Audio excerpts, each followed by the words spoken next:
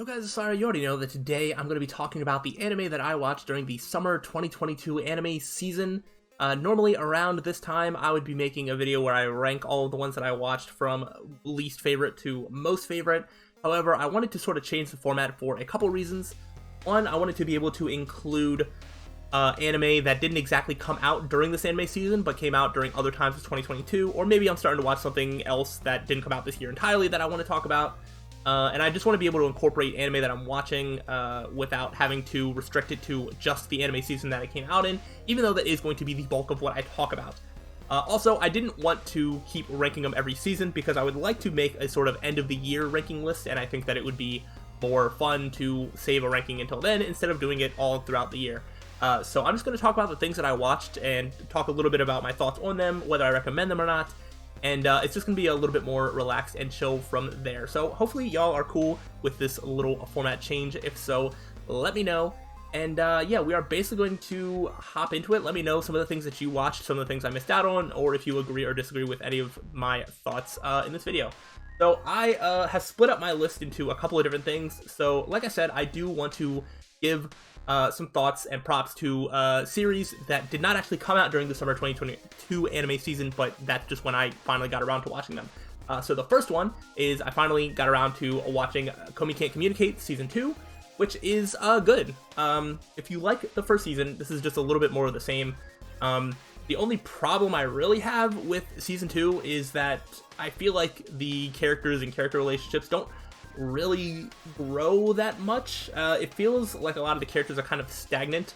There's a little bit of growth from Komi herself as she does communicate slightly more, which is awesome and love that for her. But the actual relationship like between her and Tadano like doesn't really change at all. Most of the side characters are sort of the same that they were in the first season, with a couple of new exceptions or with new introductions, but it's a good, solid show. If you like the first season, you should like the second season, and I don't know if we'll get more or not, but I'm kind of down either way. The other show that I watched, and I actually have not finished watching the show, but I definitely plan on it, is a show called Healer Girl. There was a YouTube video that came across my feed from a YouTuber named Phenom Sage. He makes like anime and other like content, stuff like that, and he talked about this musical anime called Healer Girl, and I vaguely remembered seeing this before, but like I didn't watch any of it. It didn't like call out to me or anything. But the fact that it was described as like a musical anime, like musical in the strict sense of like in the middle of, you know, the episode they'll just like break into song as they're like singing, you know, like a Broadway musical or like a Disney musical type show. And I thought that was really interesting, so I decided to check it out, and yeah, I do like it. It is really cool. I'm not super into musicals, but I like the idea of musicals. And I think that it's something that I could see myself getting into, but it isn't very, like, accessible for me. I don't know. It's hard to really describe why I've never really gotten into musicals in general. But I do like the idea of them. And Healer Girl is pretty cool. I think if it wasn't a musical, it would be less interesting. But also there's a lot of times where they don't just break out into song all the time. There's probably like 2 or 3 episodes out of the 7 that I've seen up to this point where they don't really sing at all. But that being said, as the show goes on, the main personalities that they focus on are really cool. Healer Girl actually just basically focuses around these girls that they're training to become healers, or healer girls. I don't know what the official professional title is, but they can heal, kind of like a doctor. They can like heal sick people with their singing voice and things like that. And it's not as simple as that, but it kind of is. They explain it a little bit better in the show. But that's really all it is. It's just the life of these like 3 girls as they like learn to you know, become healer girls and stuff, and it's pretty cool. I like it. So it's not like the most amazing thing ever, but it is a solid watch, and I'm glad that it was recommended because I wouldn't have seen it otherwise. And those are the 2 holdovers from previous seasons. I think Healer Girl might have come out in spring. I'm not entirely sure about that, but yeah. So those are the 2 holdovers from previous seasons, and now we are going to get into either the ones that started during summer or had the second half of them happen in the summer season. So I'm going to talk about the 2 anime that I dropped, which is also the only 2 original anime that started airing that I watched. This summer season was kind of bad in terms of new anime for me. Even the ones that were like highly regarded, I either just didn't watch or didn't interest me that much. So one that I watched 1 episode of and then dropped was Lucifer and the Biscuit Hammer, which had a terrible main character. I hated him like the entire episode. At the end of the episode, I feel like I had a lot of questions as to what the show was still about, and I didn't really feel compelled to have any of them answered. So I think Lucifer and the Biscuit Hammer has maybe the worst episode 1 I've ever seen. I cannot think of a show that has disinterested me so fast, so quickly, and yeah, the fact that I have only heard negative things afterwards, like people have said that like, oh, the manga's better, that they're not doing the adaptation very well, and yeah, so I've heard nothing good about it, so there's been no reason to draw me back in after 1 episode, so that one was completely dropped. The one that I dropped, but I have more positive things to say about it, is Yurei Deko. Yurei Deko is a really cool, like visually appealing anime. It has a really cool art style. It's really neat. The characters that are involved in the show are very kooky and a little off the wall and you know, very unique. Like, you'll definitely remember them. But it has a sort of episodic feel where each episode they just kind of get into random shenanigans, and there isn't much of an overarching story. Especially because like the main character, it's really hard to describe even what Yurei Deko is, because it's kind of like a world that's like run on by like this like love system, and it's like this like virtual world, and Yurei Deko focuses on these I think they're called Dekos. I forget which one they're called. They're either called Yurais or they're called Dekos. I don't know, where they're like kind of ostracized from like the society, and they basically don't exist. So they're sort of in like this behind the scenes thing, like getting shenanigans, and like the main character sort of ends up in that world, and like there's a little bit of like, oh, you know, my like friends and parents and stuff probably miss me, but it doesn't really focus on that all that much. It kind of just does a lot of other random shenanigans. And because it just became episodic, it started to get a little boring for me, but I do think that it's solid, and if you've like seen a trailer or like have seen any of the art style and it looks interesting to you, then it might be for you. But I made it, I think, 6 episodes before I decided that I didn't really want to watch anymore, because I had other things to watch. And yeah, that is the 2 new shows that I started watching, and they both didn't turn out that great. But what did turn out great is a couple of holdovers from the spring season. And what I mean holdovers is the ones that started airing in spring, but then they lasted like 24, 25 episodes. They had like 2 quarters like airing back to back. And the first one, and I'm so pleased to say, let's just talk about Awashi. Awashi is one that I did bring up in my ranking of like the spring anime videos, and I even said that it has the potential to be an anime of the year contender. And I am so happy to say that that is absolutely still the case. I was not sure about Awashi, if it was going to keep up the quality. The main things that I was looking for at the end of the first half of the season was I felt like they didn't do a great job with like showing games and like matches. They didn't really show a lot of like soccer being played. It was just a lot of practice. It was a lot of character focus and things like that. But Awashi in the second half is really incredible with what they've done. There's still a lot of character focus on more than just the main character. They actually give some spotlight to some of the other characters. I love this series to bits. They did a bit of a twist that I guess I won't spoil, but you definitely should see. But they definitely changed the way that Ashito, the main character, had to approach the game from, and it was really just incredible to see his adapting to what he had to overcome. His situation, his mentality, the relationships, and the match at the end of the season really was what I was looking for. They had like a big match against like a rival, and it wasn't the only one, but that was the big standout of like they're really showing how these characters are growing, how they're putting the things that they're learning to the test. And I love sports anime, and Awashi, I'm happy to say, I think it might be my favorite sports anime of all time. I really believe that. It's kind of crazy to say, but at this point, I actually think it's true. I was almost in tears with just how much I loved the show. And also, I'm just gonna say this: the opening, the second opening, is an absolute banger. I love it. It might be my favorite opening of the entire year. We'll see as we get to Anime Award season next time. But right now, I think I would say that I think it's called Presence by Superfly or something like that. Is like one of my favorite anime openings, probably of all time, but definitely of this year. It is so good. The other thing that I love about Awashi, and I'm going to sort of transition this into the next show that I talk about, is Awashi definitely does a great job of having the characters feel like characters first, and not just like character archetypes with, names. Because the other show that I started to watch that actually started in spring but continued on into summer was Love All Play, which is a badminton anime. And Love All Play basically has a lot of, it's a very bare bones like sports anime. Like, when I say like you have your character like archetypes, you have like the side character that has like a lot of talent, and he's kind of the same age as like the main character, but like doesn't talk a lot, or is sort of antisocial, but he's like super talented or whatever. Like, you have that. You have like the over the top like excited guy who sort of thinks or speaks without thinking. You have just quirky like side characters that have like one note personalities, and that's kind of everything that Love All Play is. And just to contrast that with Washi, where Washi feels like they are characters first with archetypes second, even though the main character fills up an archetype of Washi of like a sort of overactive, hyperactive like protagonist. It's just really, really good. Anyway, Love All Play is not a show that I would recommend if you don't like sports anime. It is very bare bones. It does like its bare minimum. That being said, I do still like it because I like sports anime. But it's hard to recommend just because the pacing is all over the place. Love All Play will speedrun through entire tournaments and then spend like one episode on like a practice match between the main character and like somebody else. But then they'll just speedrun through an entire tournament, which they did like a couple times, I think.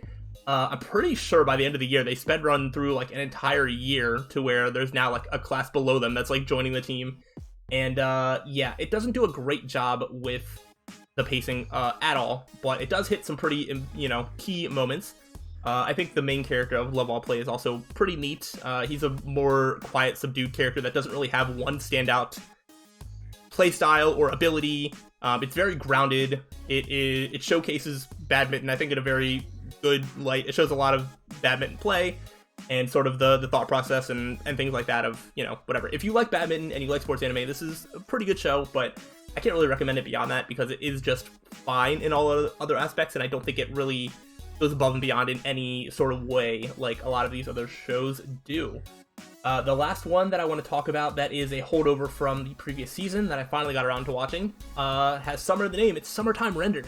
And Summertime Render is a show that I think you're probably going to start hearing a lot of hype about, as it should hopefully be coming to like, legal streaming services very soon if it's not out already. And usually the big YouTubers that will talk about these sorts of shows will only start talking about them once they're like actually on legal streaming platforms, specifically like in like North America, or just America. So I assume that you will probably hear some more about Summertime Render if you haven't already. Summertime Render is sort of a mix between Higurashi and like ReZero in terms of like it takes place on like a small island, and the main character, spoilers for like, I don't know, the end of episode 1, the main character has a sort of return by death mechanic where when he dies, he just respawns, and it's not exactly the same. It's not the same as either of those shows, but that is the best way to explain it. Where, the main character, Junpei, he is like come back to this island, this like very small island, after a couple years of being away in like Tokyo. And things are not going great, and there's a lot of mysteries. I think the main thing that sets Summertime Render apart is that it shows very quickly how it's like very supernatural. For the first couple episodes, I was thinking that like it was maybe grounded in reality in some way. Like I know Higurashi definitely gives off that vibe where despite crazy things happening, it almost always felt like it was very grounded and it was like real people doing something. But Summertime Render like very clearly pretty early on shows that like, oh no, there's like a lot of supernatural elements like at work. But it is really good. It's kind of hard to follow for me. It is a like a time looping anime, so you know it will definitely bring back information of like this thing happened in this time loop, which allowed me to do this in this time loop, and it can be really hard to follow along. I think the characters are like fine, not great. There's also like a sort of weird romance-ish, like I don't know. There's like implied romance between like adopted siblings, and I don't know, it's very strange. It's like one of those that's like it's in a weird gray area. They also don't like do anything, but it's just like a lot of like, I don't know, it's weird. So characters are fine, story's fine. I think some people are going to put this as like a dark horse, like anime of the year contender. I don't feel that strongly about it, but I do think that it is a solid watch. And if you like sort of time looping, mystery type things, this will be your jam. But otherwise, it's up to you. But I think it's a solid show. And then the last section that I have to talk about are all of the season 2s that I watched. And yeah, there were a lot of season 2s in the summer season. And there were 3 different shows that I watched the season 2s of. And the first one that we're going to talk about is Shadow's House season 2. I don't know if you all remember, but when I was doing my video for what I'm going to watch, I mentioned that I was like going to sort of check out Shadow's House season 2 with very low expectations. The first season was like fine, but didn't sell me super well. And I was underwhelmed by the first season for sure.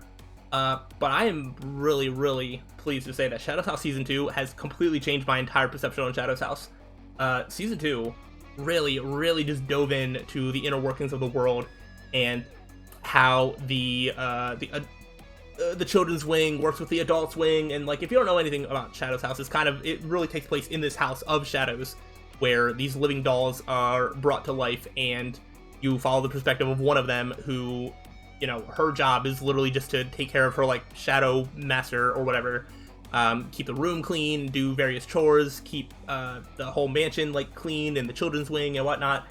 And the first season kind of focuses on just, I think it's called the debut, where she needs to, like, pass certain trials to be able to be seen as, like, worthy to potentially be fit with, like, a shadow partner or whatever. And so that's sort of the first season. The second season really goes in more depth of a lot of things. And then there's also a mystery aspect of there's some crazy stuff going on in the mansion. And so there's a mystery aspect of finding out who's doing this, why, while also going into a lot of the inner workings of how everything works. And I just think that season 2 really, really nailed, like, I don't know, it really changed my perception on the whole show as a whole. I think season 2 of Shadow's House was fantastic. I cannot recommend it. I absolutely would recommend watching this now. It wasn't as, like, scary and dark and mysterious as I thought it was based on the initial, premise, but once you can get over that, I assure you that it's definitely worth watching. It is a solid show, and season 2 really, really is the reason that that turned me on to that. So yeah, the last 2 of season 2s that I watched were series that I did not watch the season 1 of, so I had to start from the beginning. The first one is Classroom of the Elite. I watched the entire first season, and I'm like halfway through the second season now. And Classroom of the Elite is cool. I like it. I was really vibing early on, and Classroom of the Elite is, it's kind of just a bunch of tests back to back to back of these, like, elite high school students, and, they're doing all these tests to be like, it's like a bunch of psychological tests being like, oh, how are you going to outsmart and get your class, like, points to move up or whatever. And, the main thing that carries Classroom of the Elite for me is the protagonist. Ayano Koji is one of the most interesting protagonists of any series that I've ever seen. He is on, like, a whole other level in terms of, like, how smart he is and how, calculating and whatnot that he is. And you never can quite guess what he's going to do, but you know that he's, like, he's just super interesting. That's all I can really say. But it is a solid watch. So looking forward to finishing season 2. I don't think that anything that will happen will change my opinion in a more positive or negative light. I definitely think it's a solid watch, and I am glad that I started watching it, because I wanted to get around to watching Classroom of Elite for a while, and a season 2 coming out was the main thing to help me, actually get going. So yeah, in the future, if you can get some sequels out through some shows, that'll give me more motivation to start from the beginning, and Classroom of the Elite did that. As well as the final show that we're going to be talking about today, Maiden Abyss. Maiden Abyss is finally something that I've gotten around to seeing. The way it was sold to me is that it's a very, like, a dark fantasy, like, show, which it is. And just the way it was sold, I thought that this could be a potential to be, like, one of my favorite shows of all time. And I don't think it's reached that heights for me, but I can definitely see where people are coming from.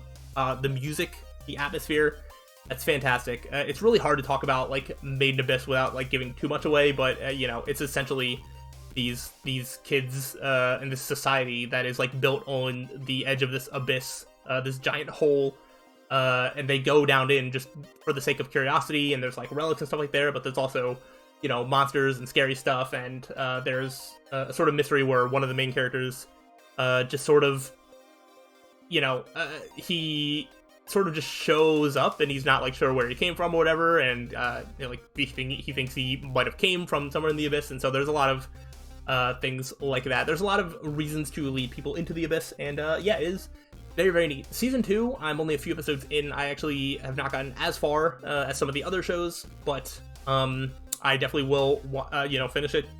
And it's just really, really interesting. I definitely recommend Maiden Abyss. It is a little dark. It is, it can be emotionally taxing in certain parts, but it is really, really good. My only real complaint with season 2 is I feel like they've focused, like, I feel like almost every episode there is some focus or multiple focuses on, like, poop and, like, butts and so, like, in, like, a not, it's, like, not necessary, which is also compounded by the fact that, like, you're following, like, children, so, like, it's weird, and I, you know, have some questions for, like, the creator of whoever is deciding that this stuff needs focus. But everything that's not that is generally really good. There's a lot of mysteries, currently, like where I'm watching in season 2, there's a lot of mysteries as to where they're at now, and what they're going to do to be able to progress, like, further than that. So, yeah, Maiden Abyss, you've probably heard people talk about it. If not, I mean, it is a definitely recommend for me. I would watch the first couple episodes, and if it seems like something that would be your jam, then it'll only get better, and if it does not seem like something that would be your jam, then it probably isn't. But yeah, that is everything that I watched in summer 2022.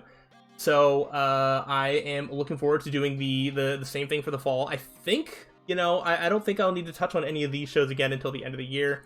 If there's any shows that you think that I should watch that came out in 2022 that I did not watch, let me know, and maybe I'll watch it, and then I can talk about it in the for the fall season, but we will see. I already have a video that is showcasing what I plan on watching for the fall season, so you can go ahead and check that out if you're interested.